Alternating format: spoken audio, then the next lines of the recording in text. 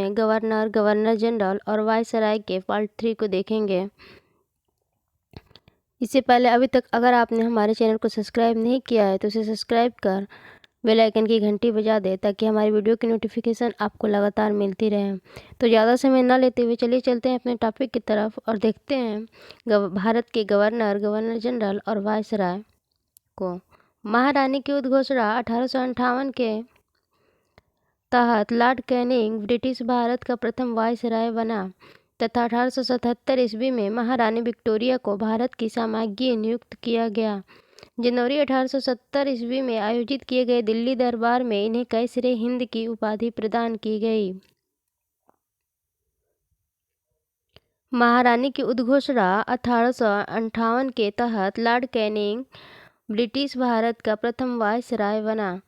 1877 ईस्वी में महारानी विक्टोरिया को भारत की साम्राज्ञी नियुक्त किया गया। जनवरी 1870 ईस्वी में आयोजित किए गए दिल्ली दरबार में इन्हें कैसरे हिंद की उपाधि प्रदान की गई।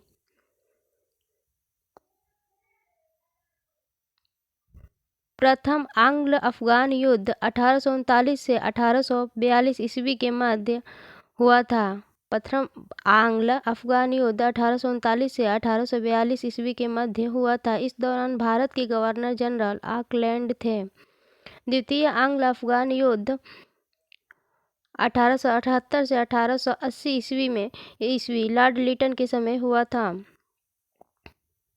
1843 के एक्ट 5 के द्वारा भारत के तत्कालीन गवर्नर जनरल एलनबरो ने दास प्रथा का उन्मूलन किया था। इसके काल 1842 से 1844 ईस्वी के दौरान सिंधु को पूर्ण रूप से ब्रिटिश साम्राज्य में मिला लिया गया। 1843 के एक्ट 5 के द्वारा भारत में तत्कालीन गवर्नर जनरल एलनबरो ने दास प्रथा का उन्मूलन किया था। इसके काल 1842 से 44 ईस्वी के दौरान सिंधु को पूर्ण रूप से ब्रिटिश साम्राज्य में मिला लिया गया।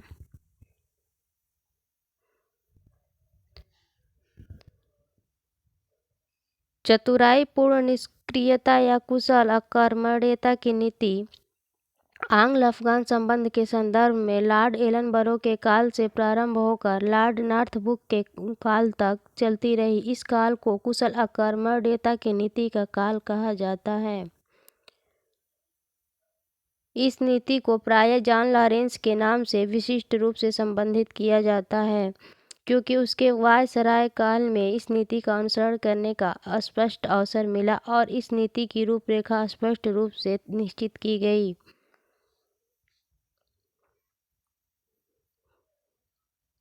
चतुराईपूर्ण निष्क्रियता या कुशल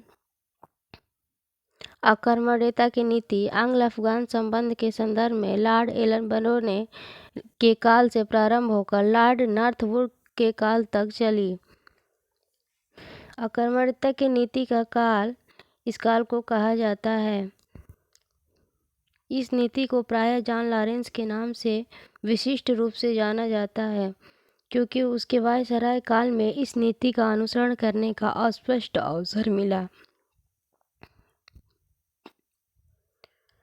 J.W.S. वायली ने एडिनबरा रिव्यू के एक लेख में कुशल अकर्मण्यता शब्द का प्रयोग किया था। भारत में अंग्रेजों के समय में प्रथम जनगणना लॉर्ड मेयो 1869 से 72 ईस्वी के काल में हुई थी, किंतु लॉर्ड रिपन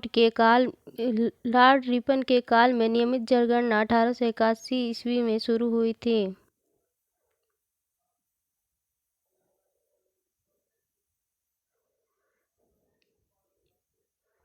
लॉर्ड मेयो 1869 से 1872 ईस्वी के मध्य की हत्या अंडमान निकोबार द्वीप समूह के भ्रमण के दौरान एक शेर अली अफरीदी नामक कैदी द्वारा किया गया था। लॉर्ड मेयो 1869 से 1872 ईस्वी की हत्या अंडमान निकोबार द्वीप समूह के भ्रमण के दौरान एक शेर अली अफरीदी नामक कैदी द्वारा किया गया था। मेयो प्रथम गवर्नर जनरल था जिसकी हत्या उसके कार्यकाल में की गई थी। 1876 ईस्वी में लिटन के वायसराय बनकर आने पर अफगानिस्तान के प्रति अपनाई गई नीति में परिवर्तन आया। कुशल अकर्मण्यता की नीति के स्थान पर अग्रगामी नीतियों का अनुसरण होने लगा। मेजर शेंडेमन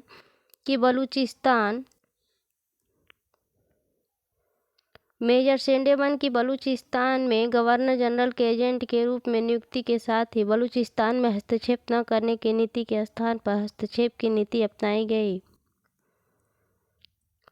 लॉर्ड लिटन के काल में वर्नाक्युलर प्रेस एक्ट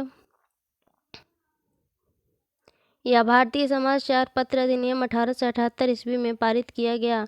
इस अधिनियम को मुंह बंद करने वाला अधिनियम भी कहा गया। रस्किन पेरी ने इस अधिनियम को विपरीतगामी और असंगत तथा भारत की भावी प्रगति के लिए घातक बताया। श्री एस बनर्जी ने इसे आकाश से वज्रपात कहा है।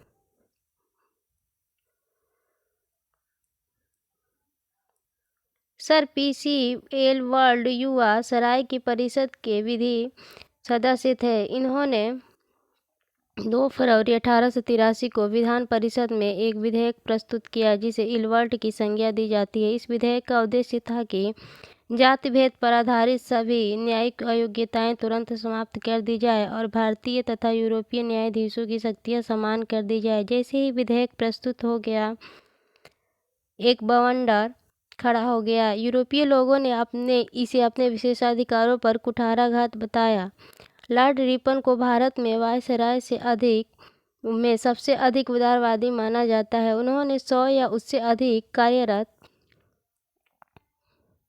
मजदूरों वाली फैक्ट्रियों में काम करने वाली महिलाओं तथा बच्चों के संबंध में कुछ उदारवादी नियम बनाए, जिन्हें प्रथम फैक्ट्री अधिनियम 1881 के नाम से जाना जाता है। इस अधिनियम के तहत 7 वर्ष से कम उम्र के बच्चों को फैक्ट्रियों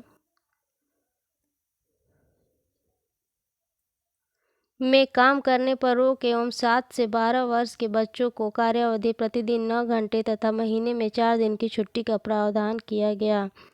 दूसरी फैक्ट्री अधिनियम 1891 में बनाया गया। इसमें सभी मजदूरों के लिए साप्ताहिक छुट्टी की व्यवस्था की गई। लॉर्ड मेयो के समय में सृजित स्थानीय शासन को वास्तविक स्थानीय शासन बनाने के लिए लॉर्ड रिपन ने उन्हें आवश्यक नियम प्रदान किए। इस कार्य के कारण लॉर्ड रिपन को आधुनिक भारत में स्थानीय शासन का जनक माना जाता है। चार्ल्स मेटकाफ ने प्रेस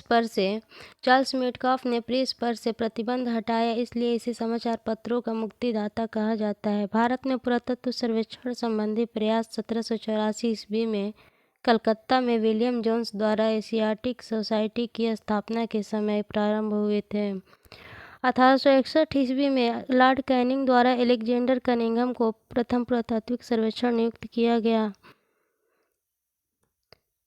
तथा 1871 ईस्वी में पुरातात्विक सर्वेक्षण को सरकार से अलग विभाग किया गया। लॉर्ड कर्जन के कार्यकाल 1899 से 1905 ईस्वी के दौरान वर्ष 1901 में भारतीय पुरातत्व सर्वेक्षण को एकीकृत एवं केंद्रीकृत स्वरूप देते हुए जॉन मार्शल को नया महानिदेशक नियुक्त किया गया। प्राचीन स्मारक संरक्षण अधिनियम 1904 के द्वारा लॉर्ड कर्जन ने भारत में पहली बार ऐतिहासिक इमारतों की सुरक्षा एवं मरम्मत की ओर ध्यान देते हुए 50,000 पाउंड की धनराशि का आवंटन किया। गोपाल कृष्ण गोखले ने कर्जन को प्रशासन की तुलना मुगल सम्राट औरंगजेब से की। गोपाल कृष्ण गोखले ने कर्जन के प्रशासन की तुलना मुगल सम्राट औरंगजेब से की। नवंबर 1905 में लॉर्ड कर्जन के स्थान पर लॉर्ड मिंटो को भारत का वायसराय नियुक्त किया गया।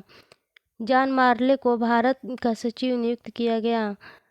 इनके द्वारा किए गए सुधारों को मार्ले मिंटो सुधार 1989 के नाम से जाना जाता है। इस अधिनियम के द्वारा मुसलमानों के लिए पृथक मताधिकार तथा पृथक निर्वाचन क्षेत्रों की स्थापना की गई। वायसराय लॉर्ड हार्डिंग के समय भारत की राजधानी का कोलकाता से दिल्ली स्थानांतरण किया गया।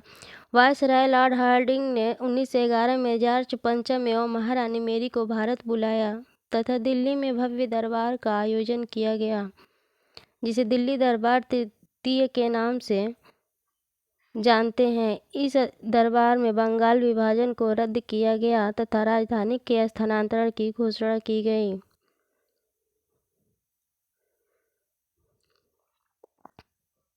तो यहीं पे इसी के साथ यहीं पे हमारा भारत के गवर्नर जनरल और वायसराय के टॉपिक समाप्त होता है। वीडियो अगर पसंद आए तो उसे लाइक करना ना भूलें। धन्यवाद।